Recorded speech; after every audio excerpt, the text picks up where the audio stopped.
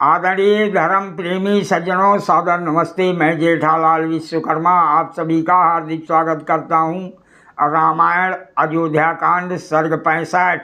महर्षि वाल्मीकि जी रामायण में कहते हैं, धर्माज्ञ पुरुषोत्तम राजकुमार भरत महर्षि भारद्वाज जी के आश्रम से एक कोस के अंतर पर सेना आदि को ठहराकर अस्त्र शस्त्र और राजसी पोशाक उतार कर केवल 2 वस्त्र धारण कर कुछ मंत्रियों को साथ ले और पुरोहितों को आगे कर पैदल ही भारद्वाज जी के दर्शन करने के लिए गए।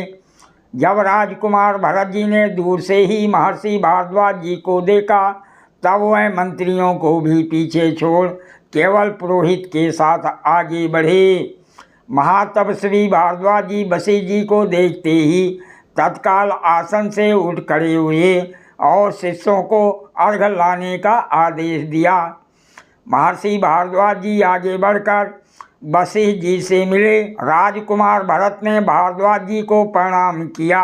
महर्षि वशिष्ठ जी के साक्षात से महातेजस्वी भारद्वाज जी ने जाना कि ये दशरथ पुत्र भरत हैं। धर्मात्मा भारद्वाज जी ने उन दोनों को कर्मपूर्वक अर्घ्यपाद और फल देकर उनके कुल का कुशल क्षेम पूछा। तदंतर महर्षि वशिष्ठ जी और भरत जी ने मुनि भारद्वाज जी से उनके शरीर, यज्ञ अग्नि, शेष और आश्रम के वृक्ष तथा पशु पक्षियों का कुशल मंगल पूछा। महातपस्वी भारद्वाज जी ने सबका कुशल मंगल बताकर श्री राम के साथ स्नेह होने के कारण राजकुमार भरत जी से पूछा, हे राजकुमार, तुम तो राज्य शासन कर रहे हो, फिर तुम्हारे यहाँ आने का क्या प्रयोजन?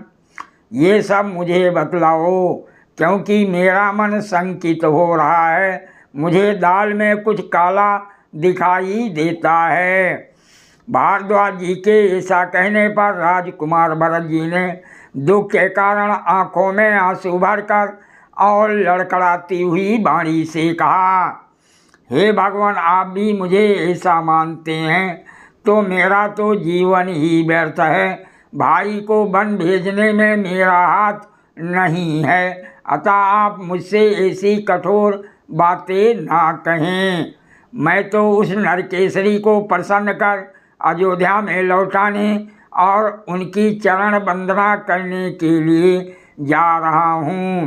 हे भगवान, मेरे मनोअभिप्राय को जानकर आप मुझ पर प्रसन्न हों और मुझे बताएं कि पृथ्वीनाथ राम इस समय कहाँ हैं।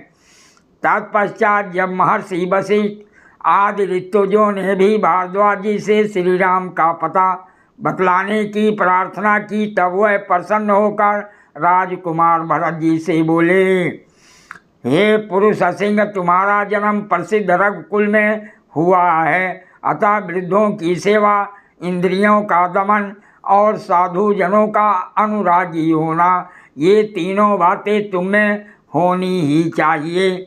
यद्यपि मैं तुम्हारे मनोगत भावों को जानता था, तथापि लोगों के सामने उसे दृढ़ करने और तुम्हारी कीर्ति को बढ़ाने के लिए मैंने तुमसे वैसा प्रश्न पूछा था।